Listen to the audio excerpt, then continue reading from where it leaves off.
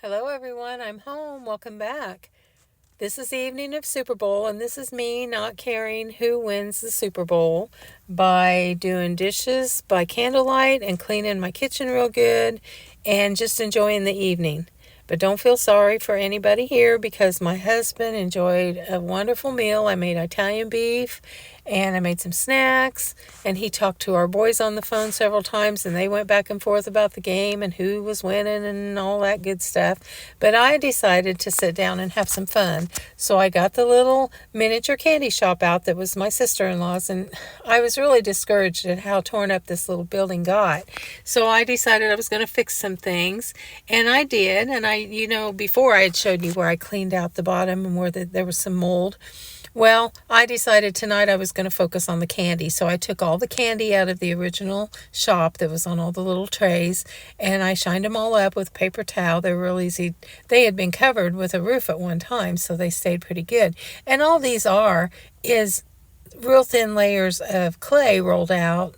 And then after you get them laid out, you take your X-Acto knife and you cut the little squares or triangles or however you want to make the candy. And then you bake them in the oven. And then once they're hard, I put matte finish on them or shiny, whichever you want. Now these little dark chocolates, they're real fun to make because you make them really small. They're just a little bit bigger than a round head on a bigger pin like that you sew with. And then I take little tiny, they call them snakes, of candy. Now it's not candy, it's clay. And I thin them out and I roll them up. Now this is on the end of my X-Acto knife. That shows you how small it is. And then you place it on top so that little candy is probably cherry filled or strawberry. And then this little cake has been in the candy shop since the beginning, and it's probably about 15 years old. And I decided to keep it, but the rose and the leaf had gotten faded and just didn't look so good. So I made a new rose and a new leaf and I attached them. And as you can see, this little cake's just made with layers of chocolate and vanilla and strawberry or cherry, and then another layer of chocolate and cut with an X-Acto knife and baked. And they're I love to make them. I could sit and make this kind of candy all day. And I just kind of call these Neapolitan fudge because they look like chocolate and mint and either cherry or strawberry on top. And then, like I said, I glaze them. And they stay good forever. I mean, these have been on there forever. And then this next one coming up, I called it the Dreamsicle candy. And my husband, when I was making them years ago, almost ate some of them. Of course, it's got the orange flavoring and the vanilla. And they're layered real nice. And these little squares are just precious. And these are chocolate caramels. Some of them are just caramel, some of them are chocolate, some of them are caramel and chocolate layered. And they're so much fun to make, and they're so much fun to put in these little jars and keep on the shelves. And now this one looks like somebody really likes the Dreamsicle ones because there's only one left. And I didn't have these little jars in her little shop. I had them on a tray with a little dome on top of them. But since then, I was at the Dollar Tree one day, and they have these little jars. They're about an inch tall, and they have cork lids. And they're for nail charms, like if you do artificial nails and you want to put little decorations on. That's what they're originally for, I believe. But you get 6 of them in a pack for $1.25, and I bought 2 or 3 packs of them because I use them in my other miniatures for flour and sugar and coffee and tea and things like that, and they look really realistic. And they're just the perfect size for the little miniature shop, so I decided to use those instead of the little glass trays with the domes, and I kind of like them better, I think. So I went searching for some miniature candy because I wanted to use real candy if I could. I thought about chiclets. You guys remember those little tiny gums that we used to have? Well, I found some, but they were just a little bit too big. Then I got to thinking you could use these, the little sprinkles that you put on cookies and cupcakes, and these would look great in one of the little jars, and so with these. And I just kept seeing them. I went online and looked at all that they had. But really, if you filled all your little jars with these and you wanted to use different ones, you'd have to buy a lot, and they're pretty expensive. And then they have these crystallized sugars that are just bigger than the regular sugar, and they're all different colors, and they would look like candy. And then, of course, you can get any color and shape of sprinkles you want. And I hate these on cupcakes and cookies because they're hard, especially those little round balls. You bite into them, and they hurt my teeth. I don't like them. But you can get just about any color. And I was looking at all these online. Now, these next ones, they're called disco flashy, fancy disco. I don't know. It was called disco something.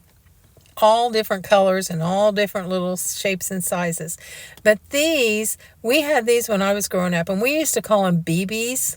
I don't know how you say that at the bottom.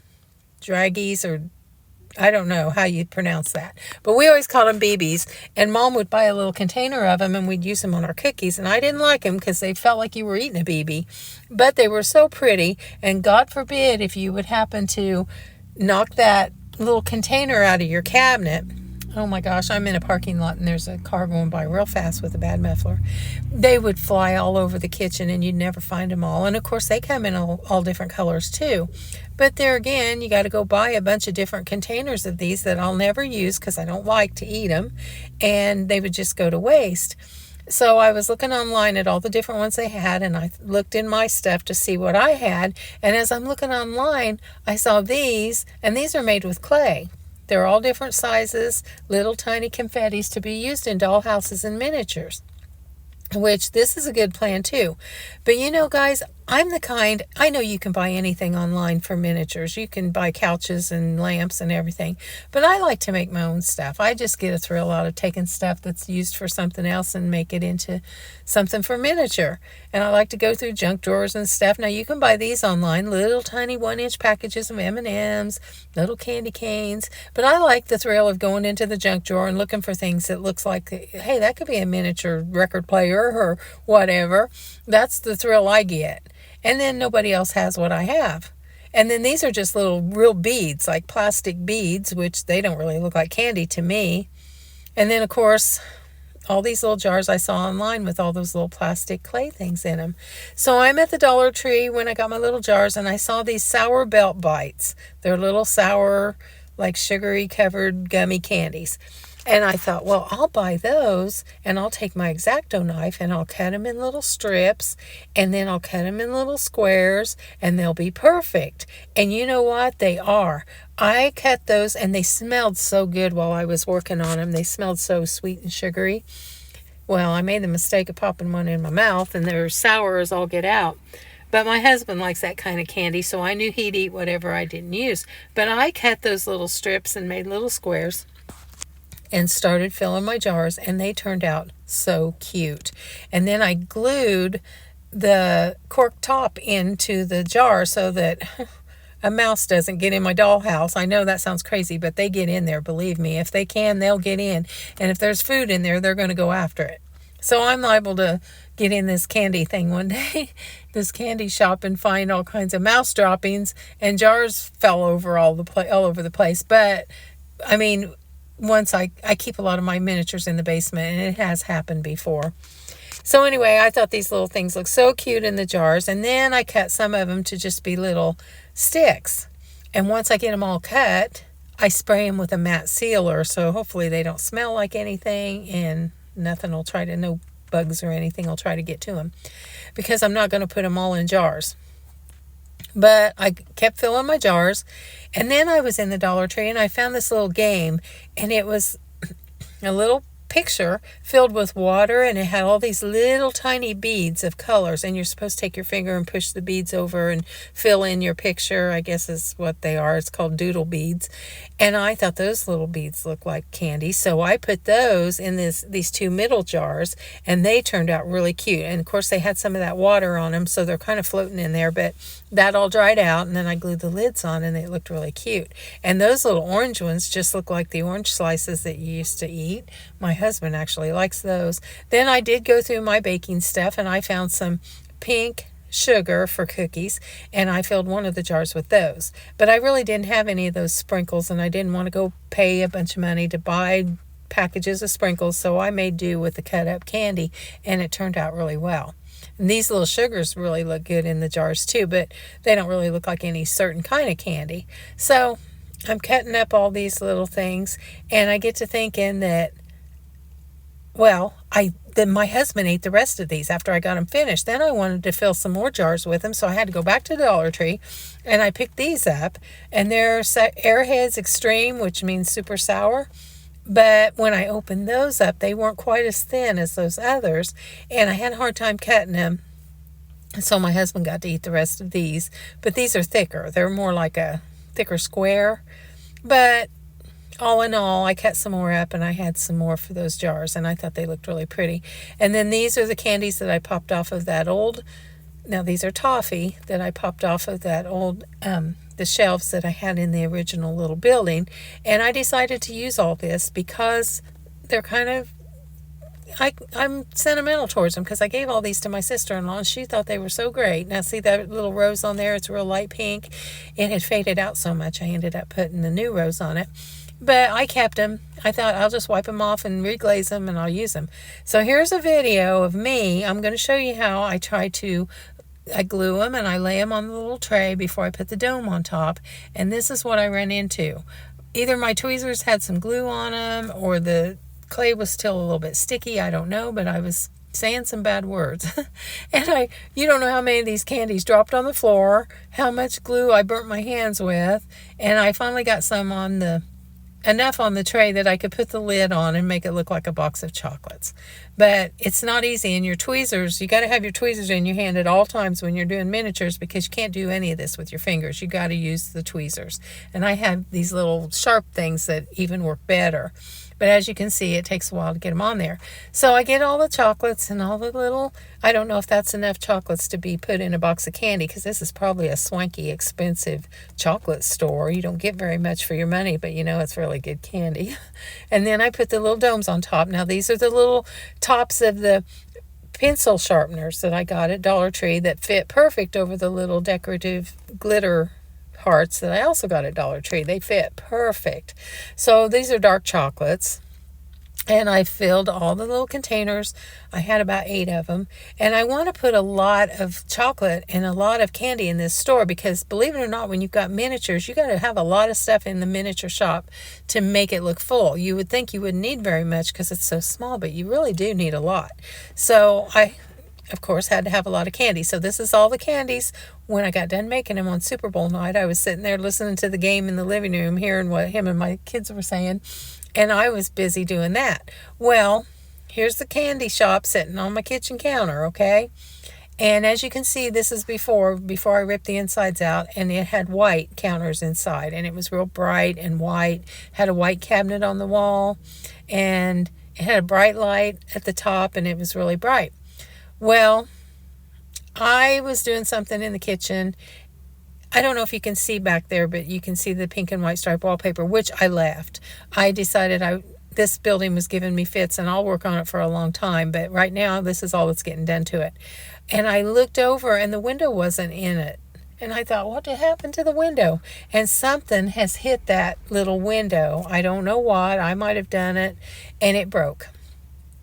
So had to go looking through my picture frames, and I found one that had a 4x6 glass, and I took the glass and cleaned it real good, and then I started scraping off the old decal. My uncle made these decals for me on his machine, and he's got it on file, so he's going to have to make me another one because look at this. It just would not come off. I took an X-Acto knife and a razor blade, and I got it started, and when I pulled, it stretched and it tore up really bad, so I wasn't able to put it back on the new window. So this is what it didn't go well. It just didn't. It was too torn up, and I just put Bev's on it instead of Bev's Candy Shop and Toffee Company. But luckily, I did have this little cardboard cutout of the little girl, and I just love it because she does look like my sister-in-law when she was little, and she's holding a box of chocolates, and I just think it's so sweet.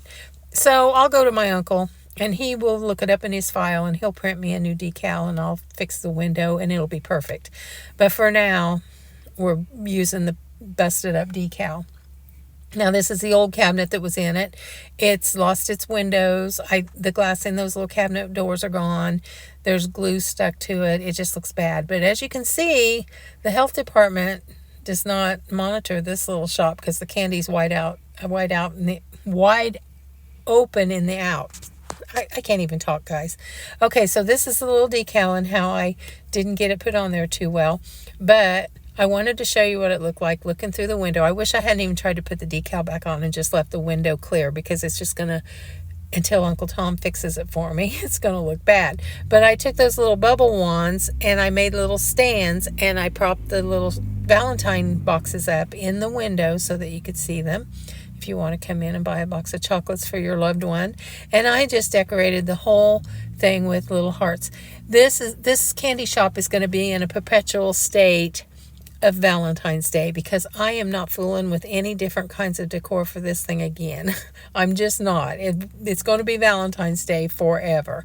Now that little brown cabinet in the back, I had made it years ago, and I think I will paint it white because it's a little bit too dark.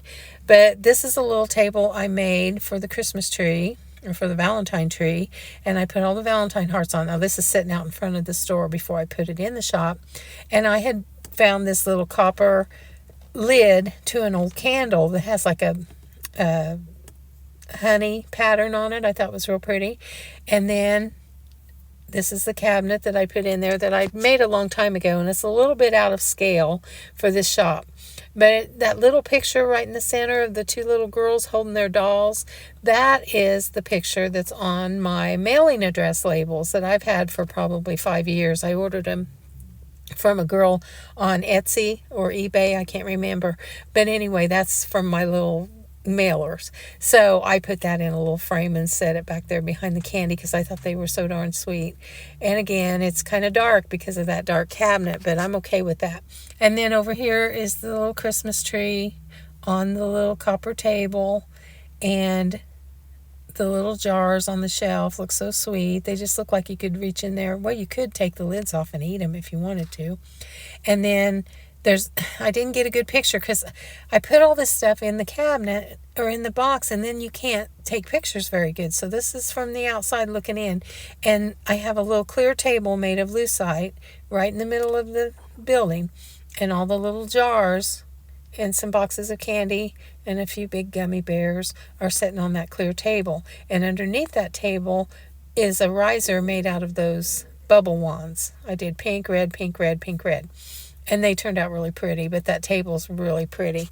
And then I put some lights in it. They're actually pink lights, and they're heart-shaped, but they don't really show up because the room's pretty dark. So I ended up using the original little light and put a lower watt bulb in it because it was a little bit bright.